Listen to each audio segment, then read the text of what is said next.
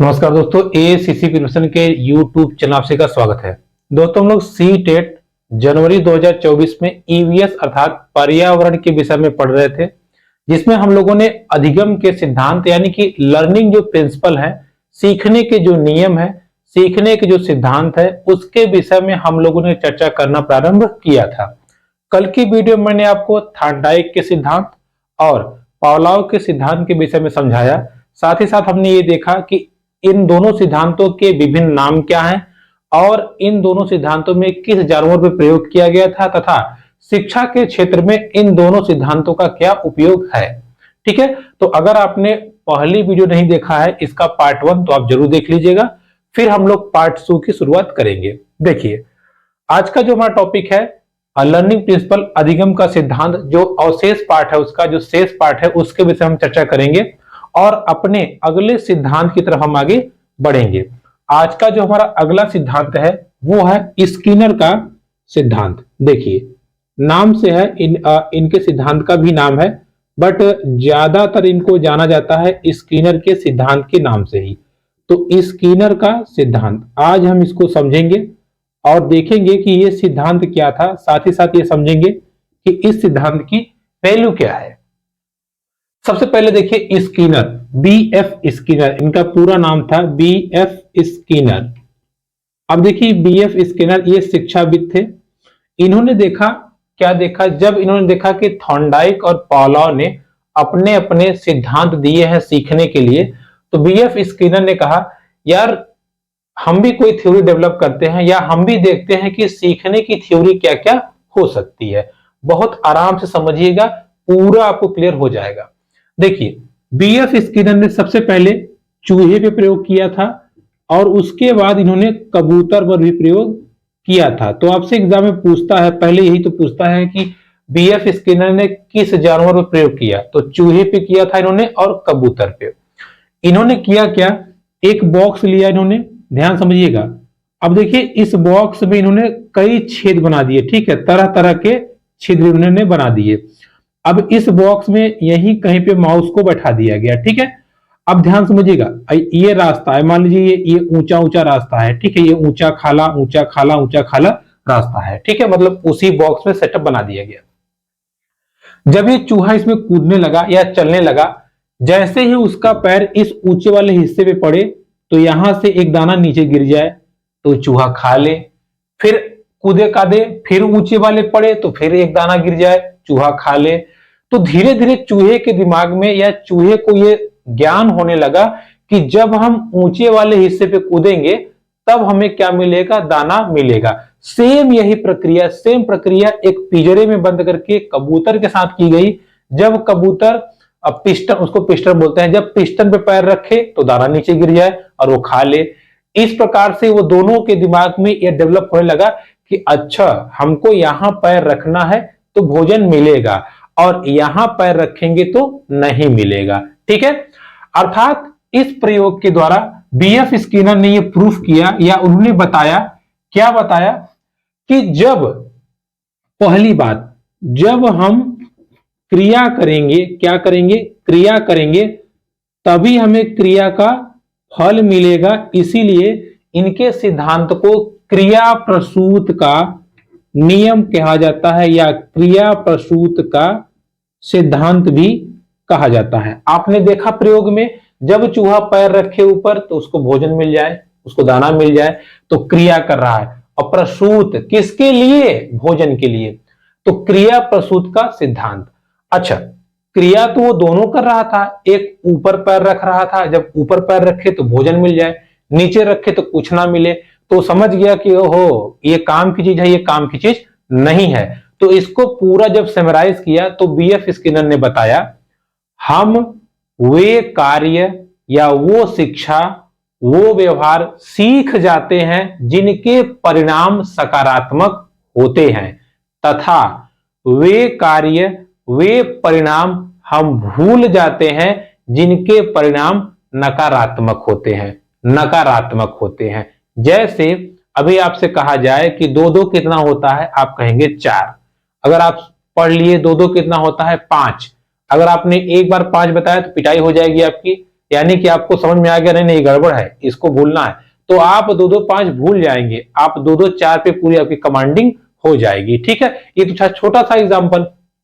जैसे अगर आपसे कहा जाए कि भाई आप क्या करिए, पैर से आटा सानिए, तो पैर से आप आटा सान पाएंगे क्या? नहीं सान पाएंगे, आपको हाथ से ही करना पड़ेगा। लेकिन खुदा न खास्ता किसी रीजन से आपके हाथ में चोट आ गई या आपको मजबूरी हो गई, तो आप वो काम पैर से भी करेंगे। ठीक है, तो कहने का मतलब ये है, जिस कार्य को या जिस कार्य को करने से हमें परिणाम सकारात्मक मिलता है, पॉजिटिव मिलता है, तो वो कार्य हम लगातार करते भी हैं और एकदम अच्छे से सीख भी जाते हैं। लेकिन जिसका नकारात्मक प्रभाव मिलता है तो उस कार्य को हम भूल जाते हैं। ठीक है, या उस कार्य को हमारा करने में मन नहीं लगता। तो ये किसने कहा था? ये कहा था बीएफ स्किनर ने, और इनके सिद्धांत का क्या नाम था? क्रिया प्रसूत का सिद्धांत। क्या नाम था? क्रिया प्रसूत का सिद्धांत। अच्छा, अभी हम आपको बता रहे हैं कि सकारात्मक और नकारात्मक, सकारात्मक नकारात्मक। सकारात्मक मतलब जिससे आपको फायदा हो, तो इस सिद्धांत को सक्रिय अनुबंधन का सिद्धांत भी कहा जाता है। सक्रिय अनुबंधन का सिद्धांत भी कहा जाता है। अब देखिए सक्रिय अनुबंधन क्या है। मीन्स ये कि जब चूहा कूद रहा था तो जब नीचे कूदे उसको कुछ ना मिले, लेकिन जब ऊपर कूदे तो उसको दाना मिले। अर्थात एक्टिव हो गया, वो समझ गया कि हमें यहीं यहीं कूदना है। तो जब हम सक्रिय काम करेंगे, हमारी एक्टिविटी पॉजिटिव रहेगी, तो जो रिलेशन बनेगा, उस सक्रिय वर्ग के साथ जो रिलेशन बनेगा, जो अनुबंधन होगा, उसी को या उसी सिद्धांत को हम कहते हैं बीएफ स्किनर का सिद्धांत। ठीक है, अब देखिए इसका एक और नाम है कार्यात्मक और प्रतिबंधित सिद्धांत। देखिए प्रतिबंधित सिद्धांत, नाम में कठिनाई है, बाकी आपको इजी है भैया। जब आप कार्य करेंगे तो उस कार्य के प्रति आप बंधित भी होंगे। जैसे अगर सुबह स्कूल आपको 9 बजे जाना है तो 9 बजे जाना है, लेट होंगे तो दिक्कत हो जाएगी। ठीक है, या छोटा सा एग्जांपल है, अगर आपका कोई ऑफिशियल वर्क है तो आप बंधे हुए हैं, अपने कार्य से आप बंधे हुए हैं। वैसे ही चूहा भी बंधा हुआ था कि जब वो उछल कूद मचाएगा तभी उसको भोजन मिलेगा। अब अगर चूहा मान लीजिए ऐसे ऊंचाई पैर रख के खड़ा हो गया, एक दाना गिर गया, खा लिया, और दोबारा तो गिरेगा नहीं, उसको अगला दाना गिराने के लिए फिर से कार्य करना पड़ेगा। यानी कि कार्य और बंधन बंधा हुआ है, कार्य के प्रति उसका जो बंधन है, जो लगाव है या जो जुड़ाव है, यही दोनों का सिद्धांत को क्या कहा गया? बीएफ स्किनर का सिद्धांत। क्लियर हुआ? तीनों नाम आप ध्यान समझ रखिएगा, कभी कभार उल्टा पुल्टा पूछ लेता है। भाई क्रिया प्रसूत का सिद्धांत, आप क्रिया करेंगे तो आपको फल मिलेगा। ओके, फल पॉजिटिव हो सकता है, निगेटिव हो सकता है, तो पॉजिटिव हमें चाहिए, इसलिए सक्रिय अनुबंधन का सिद्धांत। लास्ट में यह है कि कार्यात्मक और प्रतिबंधित सिद्धांत, यानी कि कार्य आप करेंगे तो ही उस कार्य के प्रतिबंधन आपका डेवलप हो पाएगा। ठीक है, तो यह था बीएफ स्किनर का सिद्धांत, जिसमें क्या हमने देखा, चूहे पर उन्होंने प्रयोग किया था, बॉक्स में इन्होंने कुछ छिद्र बना दिए, इस हिसाब से सेटअप किया गया कि जब चूहे का पैर पिस्टन पे पड़े तो दाना एक गिर जाए, जब पिस्टन पे पड़े तो दाना एक गिर जाए। इस प्रकार चूहे के या कबूतर के दिमाग में बातें आ गई कि हमको यहां काम करने पे पॉजिटिव रिजल्ट मिलेगा या सकारात्मक व्यवहार हम सीख सकते हैं। ठीक है, अब देखिए शिक्षा के क्षेत्र में इसके प्रयोग की बात की जाए तो आप अच्छे समझ सकते हो। बच्चों में अच्छी आदत हम विकसित कर सकते हैं। जैसे अब अगर हम बच्चा को अच्छा काम कर रहा है तो उसको हम प्रोत्साहित कर दें तो बच्चा काम करेगा, बढ़िया से करेगा। और गलत काम कर रहा है तो उसको हम डिमोरलाइज कर दें, मतलब उसको डांट डपट दें या उसको वहां पर रोक दें, नहीं ये काम नहीं करना है। यानी कि हमने जो बच्चे ने सकारात्मक कार्य किया उसको हमने बढ़ा दिया, और जो उसने नकारात्मक कार्य किया उसको हमने कम कर दिया। तो इस प्रकार बच्चा सीख सकता है, या आप कह सकते हैं कि इस प्रकार बच्चा अपने जो गलत व्यवहार है उसको छोड़ करके अच्छे व्यवहार को वो अच्छे से समझ सकता है। ठीक है, उसके बाद में इस सिद्धांत में प्रबलन पर जोर दिया गया है। प्रबलन मतलब होता है, जैसे कोई बच्चा अच्छा काम कर रहा है तो आप उसको पुरस्कार दे दीजिए। ठीक है, क्या दे दीजिए? पुरस्कार। और कोई गलत काम कर रहा है तो आप उसको दंड दे दीजिए, यानी कि थोड़ा सा उसको पनिश कर दीजिए। तो दंड और पुरस्कार, दंड और पुरस्कार ये प्रबलन के अंतर्गत आते हैं। तो जो बीएफ स्किनर का सिद्धांत है पूरी तरह से प्रबलन पर डिपेंडेंट है। ध्यान सुनिएगा, प्रबलन पे डिपेंडेंट है, प्रबलन का सिद्धांत नहीं है, प्रबलन पे डिपेंडेंट है। मींस अगर बच्चे को आप पॉजिटिव वे में उसको मोटिवेट करेंगे तो अच्छे से वो काम करेगा। जैसे चूहा मोटिवेट हो रहा था ना जब भोजन पा रहा था, तो यहां भी वही हाल है। अगर आप बच्चे को मोटिवेट करेंगे तो बच्चा अच्छे से काम करेगा। अगर आप उसको दंडित कर देंगे तो समझ जाएगा कि ये काम गलत है, इसलिए हमें गुरुजी हमको दंड दे रहा है, हमको ये नहीं करना है। ठीक है, तो शिक्षा में इसका जो उपयोग था ये यही है, प्रबलन पे या दंड और पुरस्कार पे ये डिपेंडेंट है। ठीक है, चलिए इस मतलब प्रेरणा पे भी ये डिपेंडेंट है। बीएफ स्किनर के बाद में अगला जो सिद्धांत आता है, यही हम आपसे कह रहे थे, अगला सिद्धांत आता है प्रबलन का सिद्धांत। अब देखिए, अभी आप कहेंगे कि हम आपको समझा रहे थे कि प्रबलन, अब ये प्रबलन का अलग से सिद्धांत कहां से आ गया?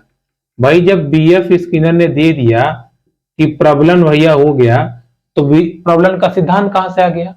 देखिए हम बताते हैं कहां से आ गया।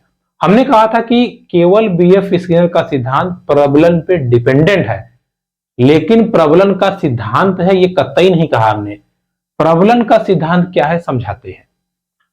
जब बीएफ स्किनर ने दे दिया, थॉर्नडाइक ने दे दिया, पावलॉव ने दे दिया, तो सीएस हल बहुत विद्वान आदमी, इन्होंने कहा यार ये क्या लिख रहे हैं कि ये करो वो करो, कुत्ता बिल्ली और चूहा कबूतर, हटाओ सबको गोली मारो, साइड में करो। इन्होंने कहा देखो, चूहा कुत्ता बिल्ली राक्षस मनई आदमी कुकुर बिलार ये सब कुछ नहीं।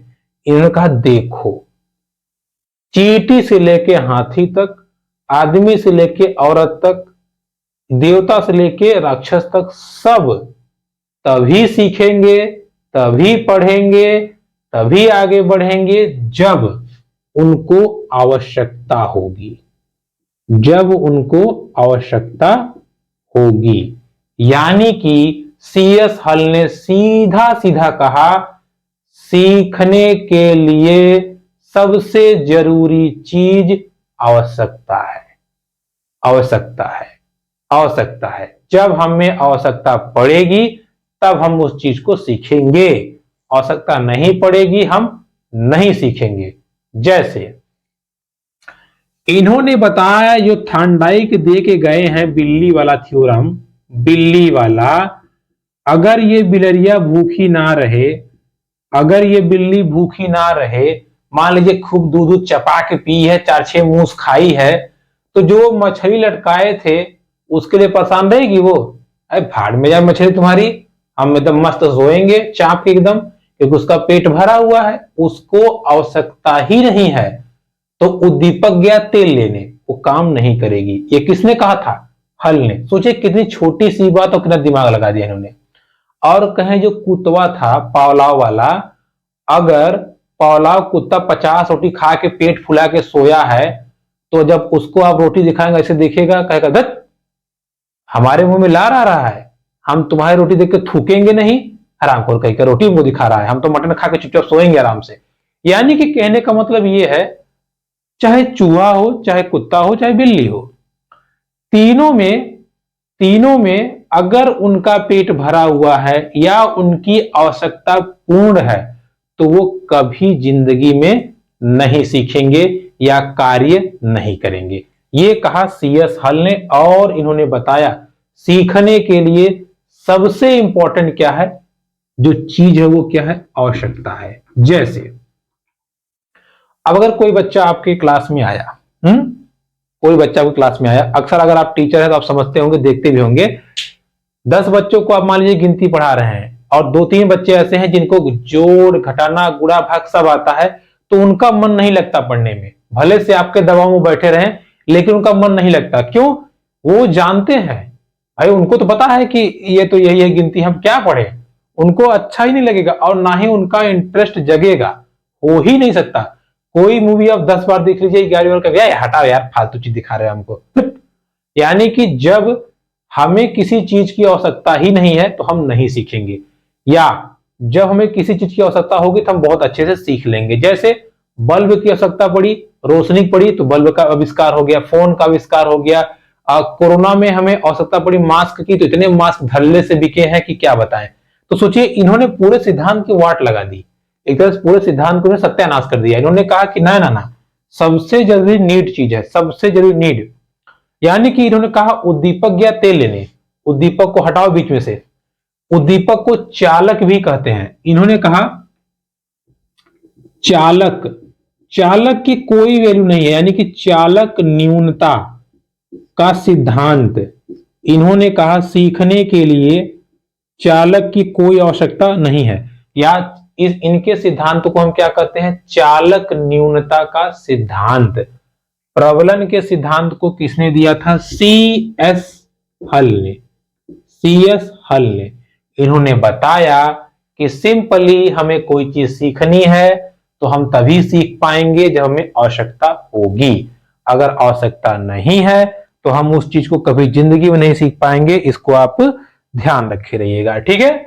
अब बात ये आती है, अच्छा चलो ये तो ठीक है, प्रबलन ने दे दिया, CS हल ने सिद्धांत दे दिया कि भाई सीखने के लिए सबसे जरूरी है आवश्यकता।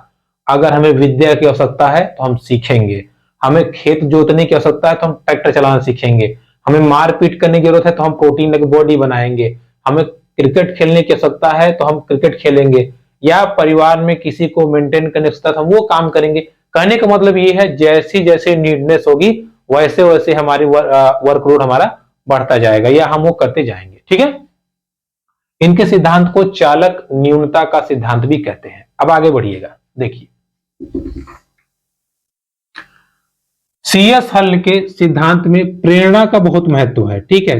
किसका, प्रेरणा का, यानी कि प्रेरणा का महत्व है, यानी कि बच्चा जो है जब प्रेरित होगा तो वो चीजों को अच्छे से सीखेगा। अब आप कहेंगे कि अभी तो आप कह रहे थे कि आवश्यकता है प्रेरित, अरे क्यों नहीं।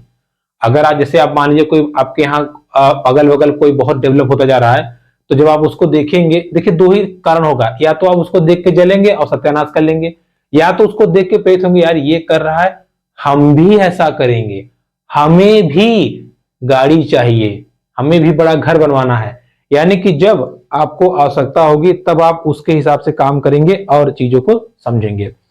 शिक्षा में महत्व की बात करें तो बच्चों में ये प्रेरणा जागृत करता है, उनको आगे बढ़ने के लिए प्रोत्साहित करता है, और सबसे जरूरी चीज, सबसे अलग अलग क्षेत्र से आए हुए बच्चों की आवश्यकता पर यह सिद्धांत बल देता है। जैसे मान लीजिए कोई बच्चा इंग्लिश मीडियम से आपके स्कूल में आया और आपके स्कूल में पढ़ाया जा रहा है हिंदी, आप उसको हिंदी में बोले पड़े हैं बेटा ये उसको समझ में नहीं आएगा क्या बोल रहे हैं सर।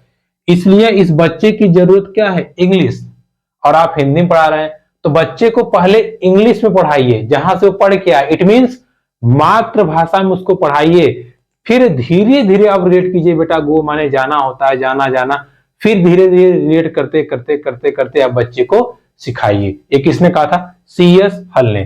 तो CS हल के जो सिद्धांत है प्रबलन का, उसका शिक्षा में सबसे बड़ा महत्व यही है कि बच्चों की आवश्यकता पर ध्यान दिया जाता है, और इस सिद्धांत में प्रेरणा पे सर्वाधिक महत्व दिया जाता है, और इस सिद्धांत को सर्वश्रेष्ठ सीखने का सिद्धांत कहते हैं। मैंने आपको पहले बता दिया, इन्होंने केवल एक छोटी सी चीज बता के पूरे सिद्धांत की वाट लगा दी, ठीक है। तो सीखने का सर्वश्रेष्ठ कोई सिद्धांत है तो कौन सा है वो, प्रबलन का सिद्धांत, ठीक है।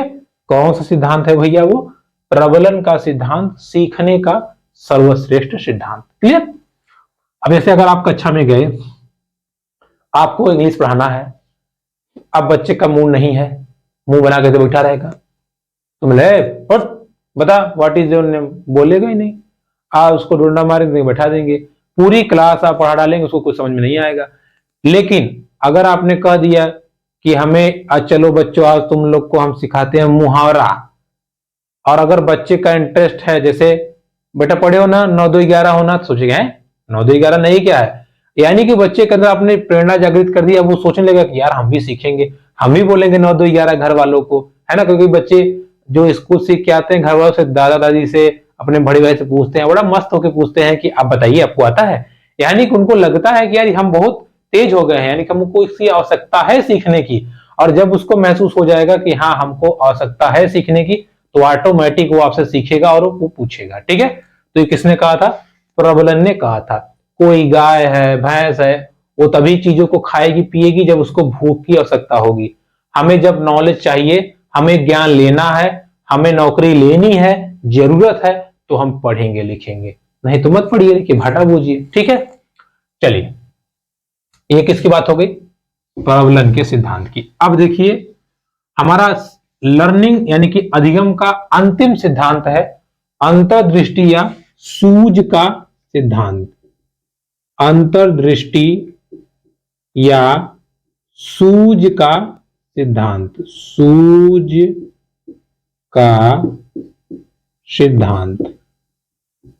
सूझ का सिद्धांत। देखिए, इस सिद्धांत के जो प्रतिपादक थे वो थे कोहलर, गेस्टाल्ट वाली थे कोहलर। ठीक है, अब कहीं कहीं किताब में लिखा है कि इन्होंने अपने प्रयोग में 6 वनमानुष का प्रयोग किया। कितने वनमानुष? 6 वनमानुषों पे इन्होंने प्रयोग किया। लेकिन कहीं कहीं लिखा इन्होंने 1 वनमानुष पे प्रयोग किया था। 1 वनमानुष जिसका नाम था सुल्तान। ठीक है, तो मोटा मोटा कहा जाए कि वनमानुष पे इन्होंने प्रयोग किया था। तो आप ऐसे समझिएगा कि इन्होंने अपने प्रयोग में वनमानुष का प्रयोग किया जिसका नाम था सुल्तान। वनमानुष मतलब आदमियों जैसे ही दिखने वाला जीव, लेकिन उसके शरीर पे बाल लंबे लंबे होते हैं और वो 4 पैर पे चलता है। ठीक है, 2 पे भी चल सकता है, ध्यान समझिएगा। इन्होंने क्या किया, देखिए आराम समझिएगा, एकदम क्लियर हो जाएगा। इन्होंने कहा कि यार देखिए, इन्होंने इस घर में एक बंदर को बंद कर दिया। बंदर क्या मतलब? वही सुल्तान को। इसके हाथ में इन्होंने 2 डंडा दिया। एक देखिए, एक ऐसे मोटी डंडी दे दी इन्होंने, और एक ये छोटी वाली, और यहां पर इन्होंने लटका दिया केला। क्या लटका दिया? केला। अब देखिए, अभी सुल्तान देख के केला, अरे यार क्या करे, उछल कूद रहा है, उसको कुछ समझ नहीं आ रहा है क्या करे। उसने ये बड़ा वाला डंडा लिया, उठाया, देखा थोड़ा सा बाकी रह गया, नहीं पहुंचा। छोटा वाला डंडा लिया, ये तो और नहीं पहुंचा, ऐसे फेंक रहा है, निशान लग नहीं रहा है। अभिनव बिंद्रा है क्या, गोल्ड मेडलिस्ट है, निशान लग जाएगा, लग ही नहीं रहा है। अब परेशान हो गया, करे क्या हम यार, कैसे कैसे तोड़े हम, कैसे इसको खाएं हम। उछल कूद रहा था, उसको कुछ समझ नहीं आ रहा था। कभी बड़ा वाला डंडा लेके कूदे, कभी छोटा वाला फेंके, परेशान हो गया। और कोहलर ये देख रहे थे। अचानक उसके दिमाग में आया, उसने कहा ये डंडा है बड़ा वाला और ये छोटा वाला। उसने क्या किया, इसको जोड़ दिया और अब केले को तोड़ के खा गया। तो इससे कोहलर ने निष्कर्ष निकाला, अच्छा अचानक सुल्तान को या वनमानुष को अचानक ये बुद्धि आ गई, या अचानक उसको समस्या समाधान का हल मिल गया, इसीलिए इस सिद्धांत को, यानी कि उसकी सूझबूझ बढ़ गई, अचानक उसकी सूझबूझ तीव्र हो गई, तो इसीलिए इसको कहा गया अंतर्दृष्टि या सूझ का सिद्धांत। मतलब जब व्यक्ति की बुद्धि खुल जाएगी या जब बुद्धि काम करेगी, तब व्यक्ति अच्छे से सीखता है, या जब व्यक्ति के अंतर मन से सीखने की इच्छा जागृत होती है या बुद्धि स्ट्राइक कर जाती है, तब वो सीखता है। ठीक है, तो इस सिद्धांत को क्या कहा गया? सूझ का सिद्धांत। सूझ के सिद्धांत का शिक्षण प्रयोग कहें तो बहुत ही इंपॉर्टेंट प्रयोग है, बहुत जबरदस्त प्रयोग ये है कि ये बच्चों को अलग अलग प्रकार की समस्या देने पर आराम से बच्चे समस्याओं का समाधान कर लेते हैं। अलग अलग प्रकार के बच्चों की अलग अलग समस्याएं होती हैं, तो हम उसको सेपरेट करके उनको एजुकेशन फील्ड में आगे बढ़ा सकते हैं। साथ ही साथ आप ये ध्यान रखे रहिएगा कि अब कोई बच्चा है, उसकी बुद्धि का विकास हम इस सिद्धांत की मदद से कर सकते हैं। बच्चों में जो भी, जैसे मान लीजिए कोई बच्चों के सामने कोई समस्या दे दी जाए, तो उस समस्या से बच्चा कैसे निकलता है, इस सिद्धांत की वजह से हम समझ सकते हैं।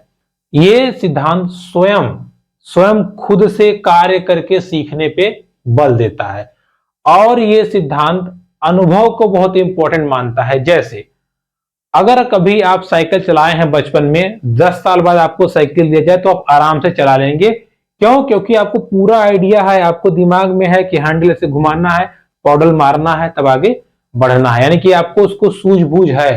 कहते लोग नहीं है कि बहुत ध्यान सोच समझ के सवाल करना, सोच समझ के मतलब सूझ के साथ अपने अंतर मन से उसको अच्छे से लगाना, ये नहीं कुछ लिपा पोती कर डाले। ठीक है, तो इस सिद्धांत का मेन मोटो यही था कि बच्चों को कैसे चीजें डिलीवर की जाएं ताकि वो अच्छे से चीजों को समझ पाए। ठीक है, इसको आप ध्यान रखिएगा। ये किसकी बात हो गई? ये बात हो गई सूझ का अंतर्दृष्टि सिद्धांत। ठीक है, अब देखिए एक बार हम आपको रिवाइज कर देते हैं। लर्निंग प्रिंसिपल यानी कि सीखने के सिद्धांत में हम लोगों ने 5 सिद्धांतों को पढ़ा है। पहला हमने पढ़ा थॉर्नडाइक का सिद्धांत, जिसको हम लोग क्या कहते हैं? प्रयत्न एवं त्रुटि का सिद्धांत भी कहते हैं। उस सिद्धांत में उन्होंने बिल्ली पे प्रयोग किया था और उसके बाद उन्होंने बताया कि बिल्ली जितना प्रयास करती है उतना वो सीखने के योग्य बनती जाती है या उसकी गलती कम होती जाती है, इसलिए इसको प्रयत्न एवं त्रुटि का सिद्धांत कहते हैं। पावलोव पावलोव ने कहा कि किसी चीज को सीखने के लिए उसके साथ अनुक्रिया करना जरूरी है। जैसे कुत्ता जब भोजन देखता है तो उसके मुंह में पानी आ जाता है, लेकिन एक समय बाद कुत्ता घंटी की आवाज पे भी मुंह में पानी आ जाता है। अर्थात कुत्ते के दिमाग में यह बैठ जाता है कि जब घंटी बजेगी तो हमको भोजन मिलेगा। इसीलिए इसका नाम था अनुकूलित अनुक्रिया अनुबंधन का सिद्धांत। ओके, बाकी हमने चर्चा की आज बीएफ स्किनर के विषय में, फिर हमने प्रबलन के सिद्धांत के, और फिर लास्ट में हमने अंतर्दृष्टि सिद्धांत के विषय में हमने चर्चा किया। अब देखिए ये सिद्धांत अब आपके दिमाग में चल रहा होगा, यार अच्छा इससे प्रश्न कैसे बनता है? क्या डायरेक्ट सिद्धांत हमसे पूछ लेता है? देखिए अभी हम लोग की लेक्चर क्लासेस है, तो थ्योरी क्लासेस में हर चीज को हम आपको यहां क्लैरिफाई कर देंगे कि इस सिद्धांत में ये कहा गया था।